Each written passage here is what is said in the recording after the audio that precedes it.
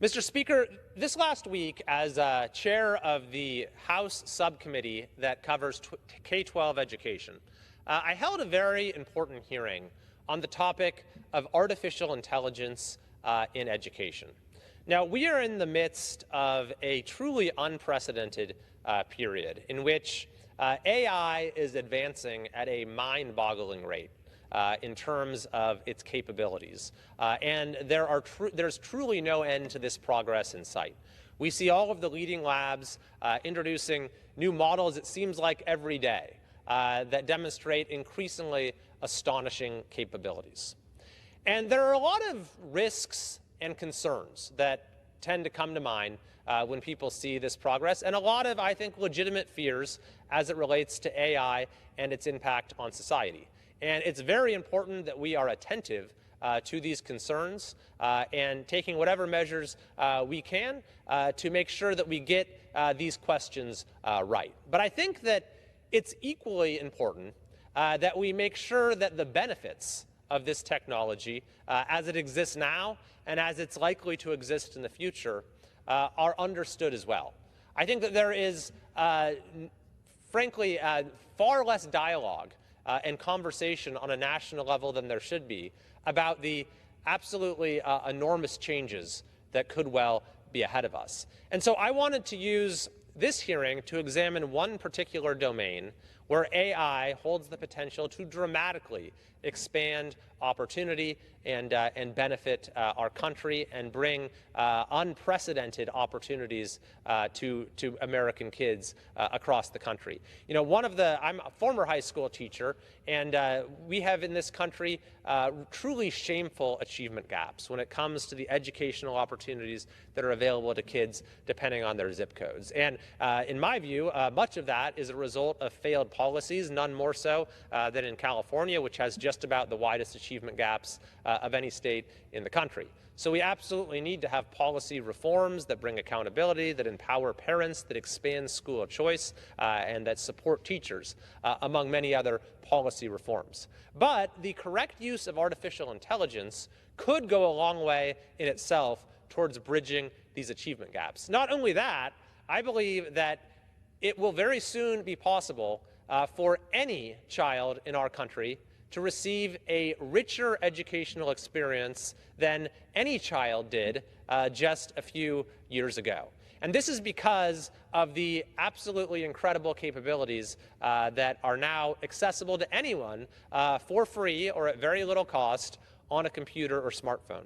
And we saw during our hearing examples of how these possibilities are already being realized in many classrooms across America, where you can have, for example, a personalized tutor who knows just about everything there is to know, who knows everything about your own strengths and weaknesses, your own interests, and who engages with you directly to learn any topic. Now, this is no small matter because studies show that having access to a high-quality tutor is one of the most important interventions that improves educational outcomes by a significant degree, potentially moving you, a half standard deviation or so, or giving you more than a year's worth of additional learning in any given year if you have access to a high-quality tutor. Well, with AI tools, any child will have that access at a level that has never been known before, in a more personalized way than has ever been known before. And what's more is that these tools allow for learning across different modalities, through text, through hearing, or through images, through voice, and can engage with different students in different ways. Or, just to give you another example, can take on the form of different characters. So when you're learning history, you could actually have a conversation with an animated version of a historical figure. If you're reading a book, you could actually have a conversation with a character in the book. If you're learning physics, maybe you could learn physics from a reanimated version of Einstein himself. And these are just the tip of the iceberg.